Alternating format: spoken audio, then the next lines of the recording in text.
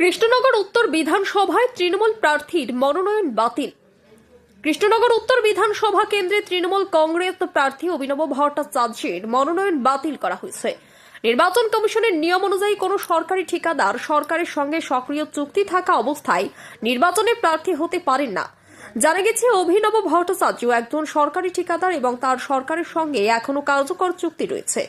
সেই কারণে নির্বাচন কমিশন তাদের মনোনয়ন খারিজ করে দেয়। অন্যদিকে কৃষ্ণনগর উত্তর বিধানসভায় তৃণমূল কংগ্রেসের নতুন প্রার্থী হিসেবে মনোনীত হয়েছেন শহরেরই ভূমিপুত্র তথা আইনজীবী সোমনাথ দত্ত। এই ঘটনাকে ঘিরে রাজনৈতিক মহলে ইতিমধ্যেই চাঞ্চল্য তৈরি হয়েছে।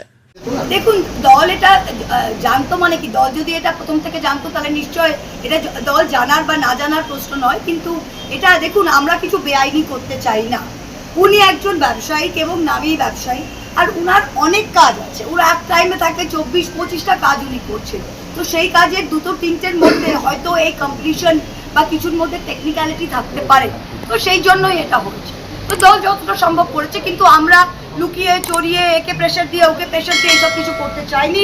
প্রত্যেকটা হেডকোয়ার্টার সিটে আমাদের প্রার্থী 1 এবং প্রার্থী 2 থাকে। আপনি যদি বি ফর্মটা দেখেন, বি ফর্মের উপরে পরিষ্কার লেখা ছিল প্রার্থী নাম্বার 1 অভিনব ভট্টাচার্য কলম 1 to 4 এবং প্রার্থী নাম্বার 2 সোমনাথ দত্ত 5 কলম 5 to 7। তো এমন কি না যে আমার ওর বি ফর্ম দিয়ে তারপর এর বি ফর্ম দিয়ে পুরনো কংগ্রেস আমলে যেগুলো হতো ওসব কোনো খেলা হয়নি। আমরা পরিষ্কারই একটা বি ফর্মেই 2টো নাম ছিল। যদি কোনো কারণে প্রথমটা পাস না হয়, সেকেন্ডটা হচ্ছে। হঠাৎ করে প্রার্থী বদলের ফলে কর্মীদের কি মনোবলে কোনো ঘাটতি হয়? আমাকে দেখে মনে হচ্ছে আপনাকে, আমরা যেটা বলেছি যে ও অভিনব দারুণ দৌড়ে কর্মীদের সাথে নিয়ে অনেকটা এগিয়ে দিয়েছে। একেবারে আমরা ফিনিশ লাইনের এইটুকু আগে সোমনাথকে দিয়ে বাকিটা সবাই দৌড়ে পিছন দিকে থাকবে, অবভিয়াসলি পিছন দিকে থাকবে। ওরা কি বলেছিল সুবিধা হবে এই যে মতবাদের নাম বাদ যাবে? দেখুন, অফকোর্স আমি বলবো না তৃণমূলের বাড়তি সুবিধা হবে, কারণ কারোর নাম বাদ যাওয়া গণতন্ত্রের সবচেয়ে বেশি পাপ, আর এটা আমরা কোনোদিনই মানতে পারি না। আমরা এর বিরুদ্ধে লড়াই করছি।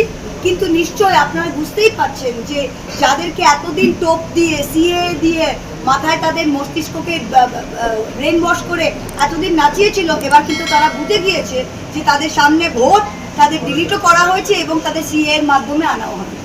জিতবে কারা? লড়ছে কারা? ঘরে ঘরে, কৃষ্ণনগরে, হাট বাজারে, জিতবে কারা? তৃণমূল কংগ্রেস। যদি এখনও আমাদের খবরের দর্পণ চ্যানেলটি সাবস্ক্রাইব না করে থাকেন তাহলে এখনই সাবস্ক্রাইব করুন, সঙ্গে বেল বাটনটি ক্লিক করুন আর পেয়ে যান সব খবরের দ্রুত ভিডিও আপডেট।